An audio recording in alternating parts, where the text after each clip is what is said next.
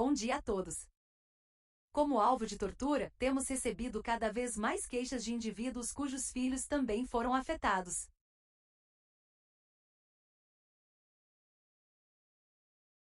Crianças de apenas 3 anos relatam ouvir vozes em suas mentes ou monstros no sótão. Aquelas com idade entre 10 e 12 anos reconhecem que ouvem vozes desde que se lembram e, às vezes, se comportam de maneira apropriada para a idade, afirmando que as vozes as mandaram fazer isso.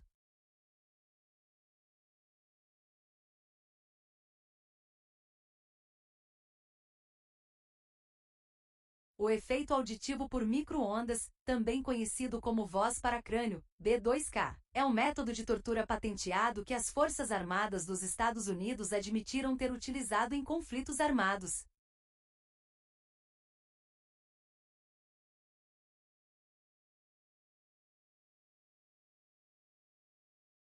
Na Operação Tempestade no Deserto, os Estados Unidos reconheceram que seu rápido sucesso se deveu, em parte, ao fato de transmitirem vozes aos combatentes inimigos dizendo: "Alá está pedindo que vocês larguem suas armas."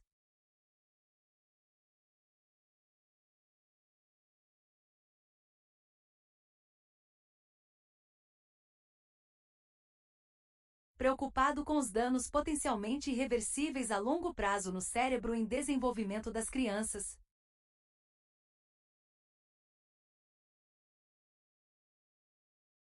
decidi consultar um dos especialistas mais renomados no assunto, o Dr. Lambert, médico e primeiro civil diagnosticado com lesão cerebral não cinética, também conhecida como Síndrome de Havana. Gostaria de ouvir a opinião do Dr. Ber sobre o efeito do B2K em crianças. Bom dia, LY, obrigado. Sacrificando-se em meio à dor que está sentindo, concordando em responder às perguntas que queríamos fazer há muito tempo, é um prazer para mim.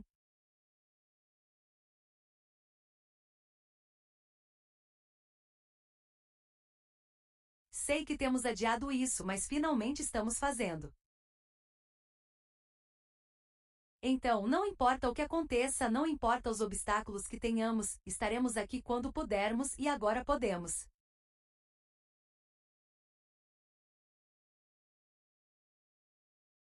Então vamos aos tópicos. Os tópicos que você escolheu são extremamente importantes. Obrigada.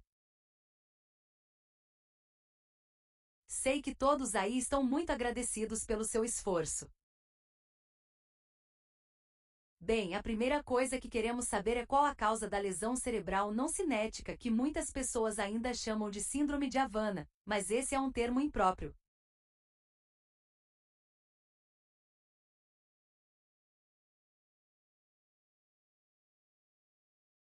Então, por favor, você poderia explicar qual é a causa? Claro, lesão cerebral não cinética é um termo relativamente novo e um diagnóstico relativamente novo. Cinético significa movimento. Então, no caso de uma concussão, há um objeto em movimento, algo que atinge a cabeça, ou a cabeça bate no concreto. Enfim, são objetos, macroobjetos que danificam o cérebro. No caso de uma lesão cerebral não cinética, no caso de lesão cerebral não cinética e não TIC, não há objetos em movimento que danifiquem o cérebro com o impacto. O que se move é a energia que lesiona o cérebro.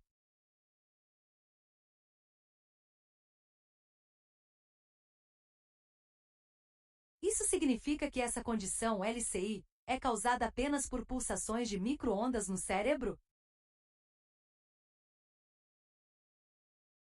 Bem, existem muitas hipóteses. Analisaram ultrassom, infravermelho e uma combinação de várias formas de energia, mas o consenso de dois painéis abrangentes, um da Academia Nacional de Ciências em 2020 e o outro,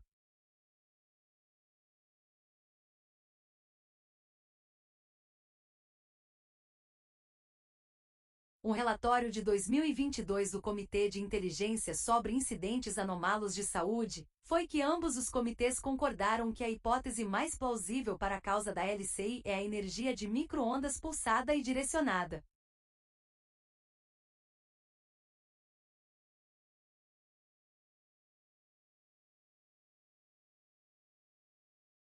Essa é a hipótese que nunca foi refutada e, até que seja, é a hipótese com a qual estamos trabalhando. Então, como o efeito auditivo de micro-ondas, também conhecido coloquialmente como V2K, é produzido? Bem, ele também é produzido por micro-ondas, mas as micro-ondas são moduladas ou pulsadas em uma determinada frequência.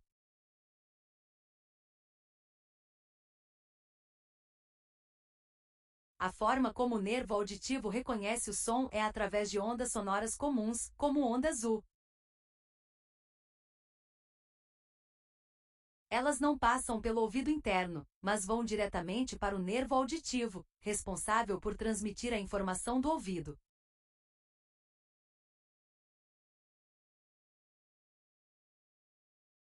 Portanto, o som é personalizado para o alvo, e é por isso que ninguém ao seu redor consegue ouvir as mesmas coisas.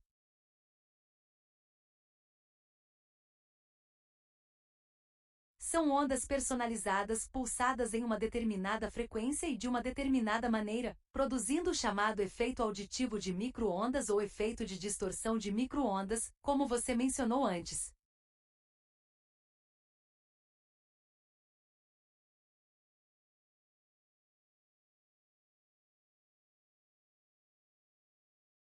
Essa é a diferença. Ondas de radiofrequência de micro-ondas, na faixa de micro-ondas, podem ser usadas para danificar o cérebro, em um processo chamado neurodistorção, que produz o efeito V2K.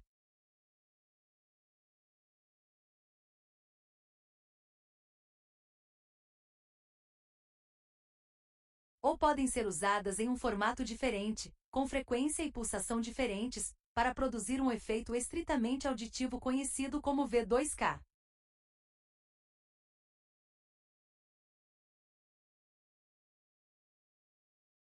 Portanto, o mesmo tipo de energia, aplicações diferentes. Sabemos de onde vêm essas pulsações que causam o V2K? Bem, as fontes mais prováveis incluem torres de celular, drones, satélites e possivelmente o HAARP, High Frequency Active Auroral Research Program, que consistia em uma matriz de antenas de 1 km por 1 km que podia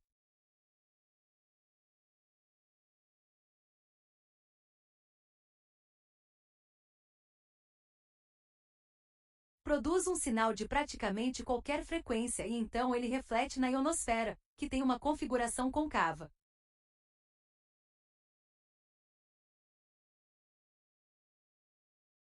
É como um olho no céu, capaz de reconhecer em altíssima definição o que está acontecendo na superfície da Terra.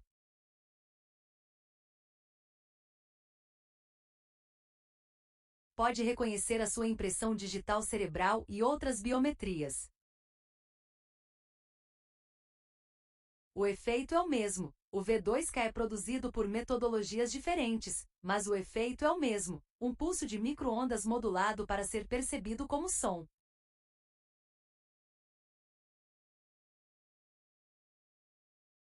Para quem nunca experimentou o V2K como eu, essa tática de tortura, você poderia descrever brevemente da melhor forma possível como é a sensação.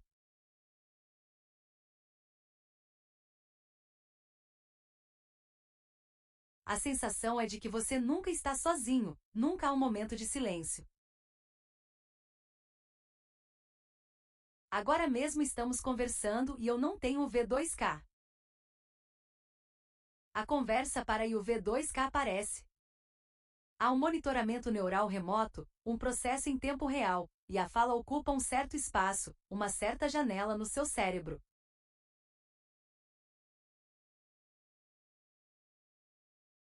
Se você estiver ouvindo o V2K, é isso que o cérebro recebe como um sinal.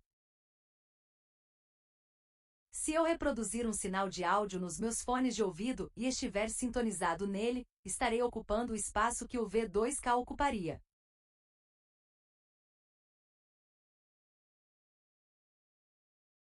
Essa é a minha maneira pessoal de ignorá-lo, porque precisamos aprender a ignorá-lo.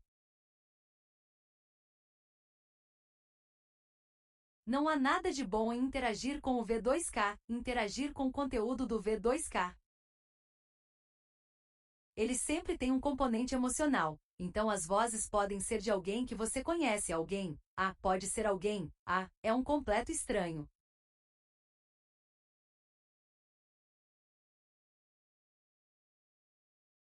Quanto ao conteúdo, os roteiros mais comuns do V2K são projetados para te deprimir e te fazer sentir miserável.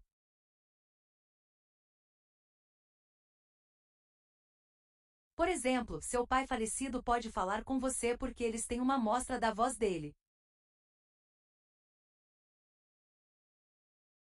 E é muito difícil. É muito difícil. Só um segundo. Desculpe, é muito difícil ignorar o som da voz do seu pai, mesmo sabendo que ele está morto. E ele comentaria tudo o que você está fazendo no momento. A conexão é em tempo real, não há atraso. Literalmente você olha para algo, pensa em algo e há uma reação imediata por parte da voz, então são vozes incessantes que querem te distrair de tudo o que você está fazendo. Nossa!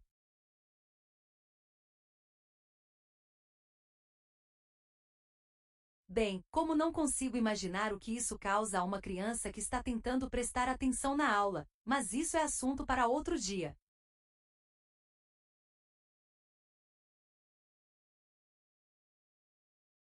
Então, já que a V2K é causada por pulsos de micro-ondas, isso significa que a V2K também pode contribuir para lesões cerebrais não cinéticas em uma pessoa?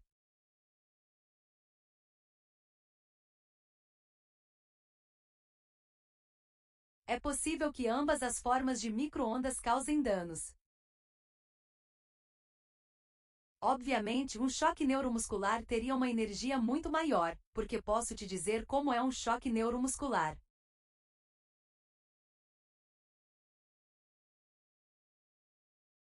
No meu caso, eu paro, começo a gemer e gritar, então perco a consciência. Não perco a consciência, eu perco a capacidade de falar, perco a capacidade de me equilibrar, os órgãos da gravidade ficam completamente desregulados.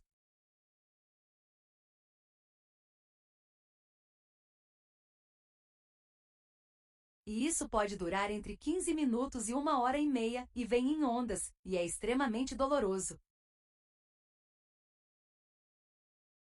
A energia é muito alta, não há como se proteger disso, e depois disso você sente como se entrasse em uma espécie de estado pós-concussivo.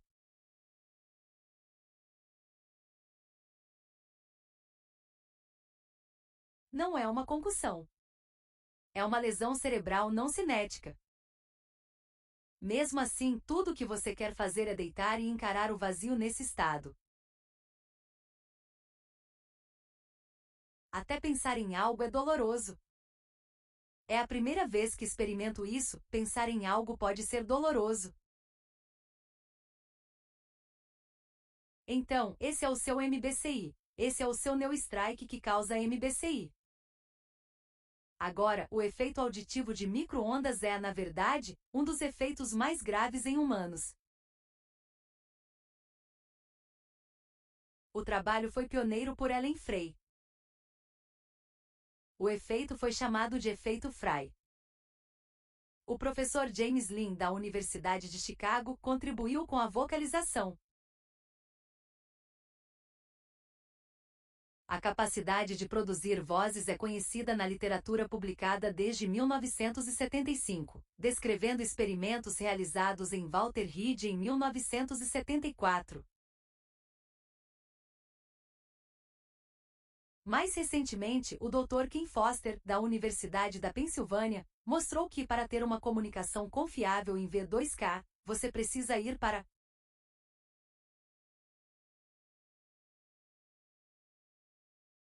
O nível de exposição à radiofrequência causa danos cerebrais, então sua conclusão foi: você sabe, o V2K funciona, mas para usá-lo, você causará danos cerebrais.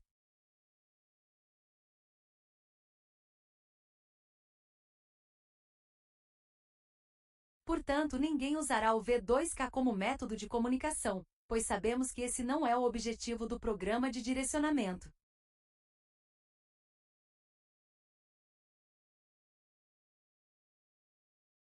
Danos cerebrais são recebidos de braços abertos. Nesse sentido, ele basicamente disse: sim, seria muito bom enviar mensagens imediatas, mas isso causará danos cerebrais.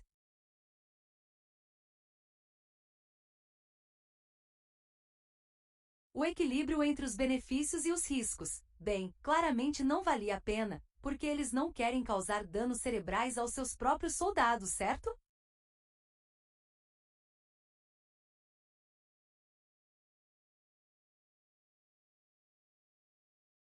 Mas não se importam em fazê-lo com indivíduos específicos e crianças, isso é verdade.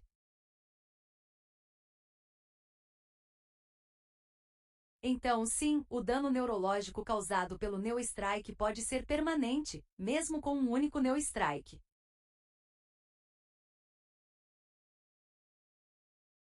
É assim que a energia do V2K é poderosa. Mesmo que o dano seja mais leve.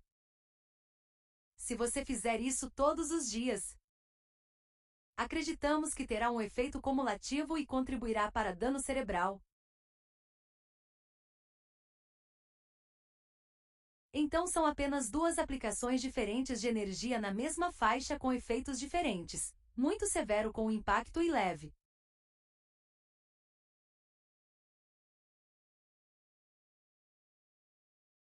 Mas cumulativo com o V2K.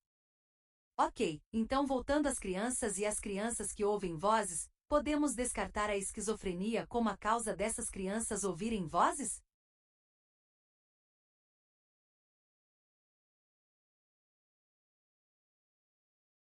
Bem, essa é uma pergunta complexa.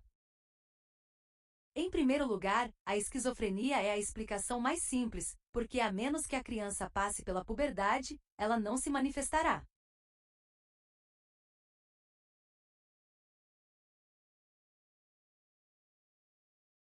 Então, por que a esquizofrenia não se manifesta a menos que a criança atinja a puberdade?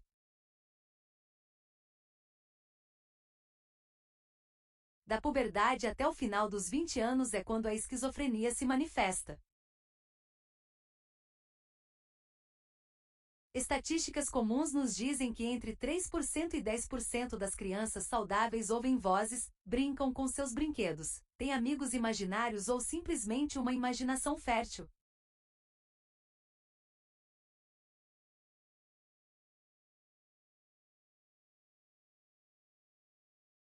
Portanto, este é um desafio para o psiquiatra infantil. Quando você tem esse tipo de sintomatologia, é sua obrigação diferenciar entre vozes normais e vozes.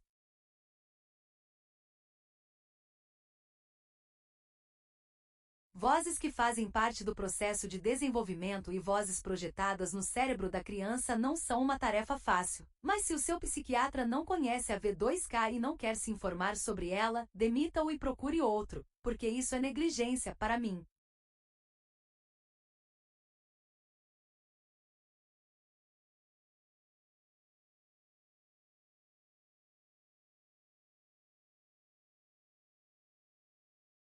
É negligência imprudente o médico não estar atualizado com essa tecnologia. É verdade, e se ele acabar diagnosticando uma criança com um transtorno psiquiátrico, prescrevendo medicamentos psiquiátricos, isso definitivamente causa danos.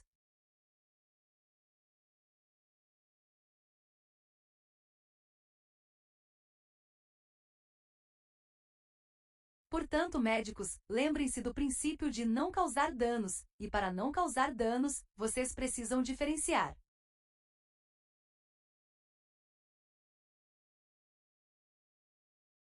É sua responsabilidade. Vocês não podem simplesmente dizer sabe, é isso, e a V2K nem sequer estar no seu menu de diagnósticos diferenciais.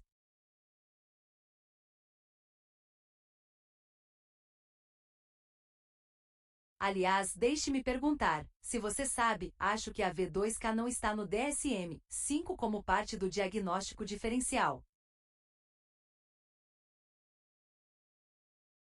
Algum diagnóstico, certo? Não, até onde eu sei, V2K é um termo desenvolvido pelas Forças Armadas. Estava no site deles, depois o site foi, bem, o termo foi deletado, foi completamente removido. Mas você sabe, a internet é para sempre, então temos versões da internet que remontam aos primórdios.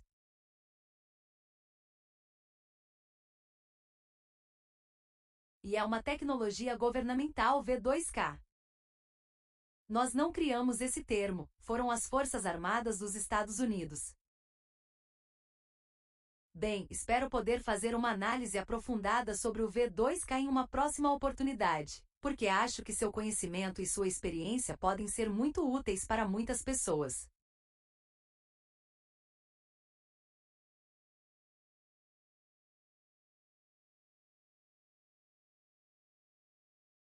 Pelo menos nossas pesquisas internas indicam que pelo menos 62% dos indivíduos visados são atacados com V2K, então sua sabedoria nessa área seria realmente muito valiosa.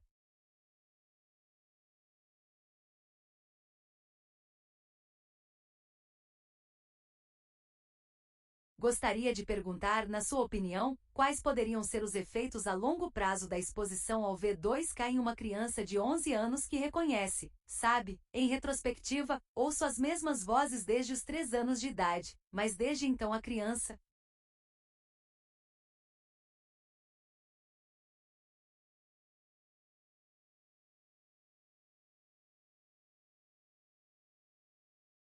Já com 11 anos, eles sabem que não são naturais, sabe? Não é apenas uma imaginação hiperativa, são vozes estranhas à sua pessoa. Quais seriam os efeitos a longo prazo da exposição a pulsos de micro-ondas durante o desenvolvimento cerebral?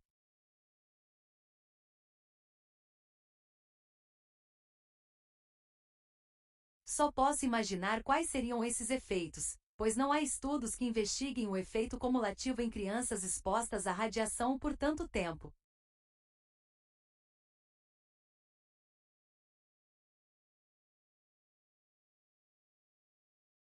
Mas o senso comum indica que. Mas o bom senso dita que o efeito no cérebro em desenvolvimento é devastador e os efeitos a longo prazo são graves, não podendo ser simplesmente ignorados.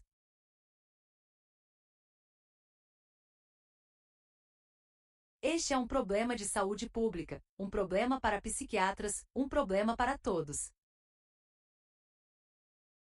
É preciso trabalhar com físicos, especialistas em ti, mas, em última análise, a questão é para um psiquiatra infantil.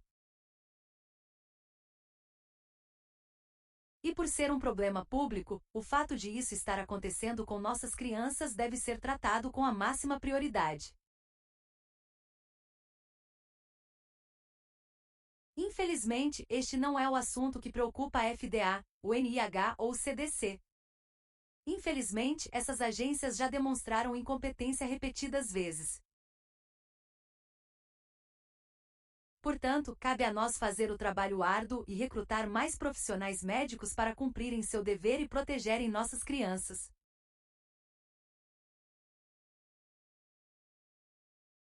Bem, devo dizer que não acho que seja incompetência. Acredito que seja conluiu com os perpetradores desses crimes horríveis contra a humanidade, particularmente contra crianças e até avós que são vítimas dessa tática de tortura conhecida como B2K.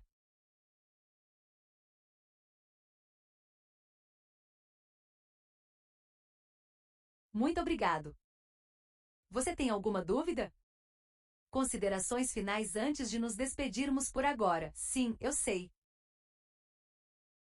Se você tiver acesso ao V2K, por favor, não o utilize. Eu entendo que é difícil, especialmente para crianças. O V2K também é usado como uma forma de sincronizar o cérebro, de se conectar a ele e estabelecer uma ponte com o processo cognitivo para realizar outras coisas nefastas.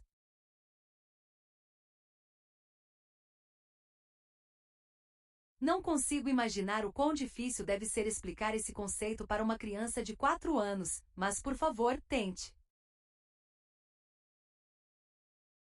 Meu coração se compadece das crianças e principalmente de seus pais que se sentem impotentes por não conseguirem proteger seus filhos e filhas que estão tentando aprender, ir à escola e viver suas vidas normalmente.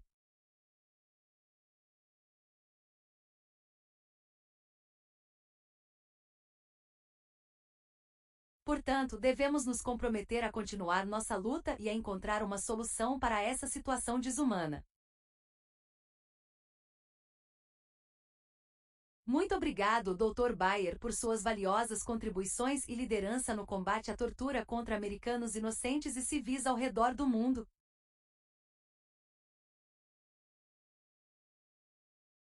As notas de compartilhamento terão referências aos estudos mencionados pelo Dr. Bayer. Para aqueles que estão ouvindo, em primeiro lugar, obrigado por ouvirem e, por favor, ajudem-nos a salvar nossas crianças.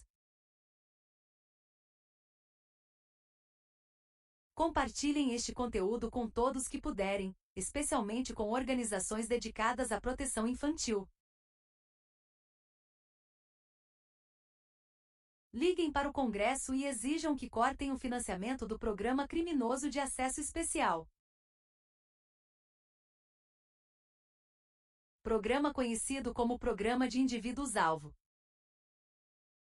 Contamos com você para pôr fim a esses crimes atrozes contra a humanidade. Obrigado.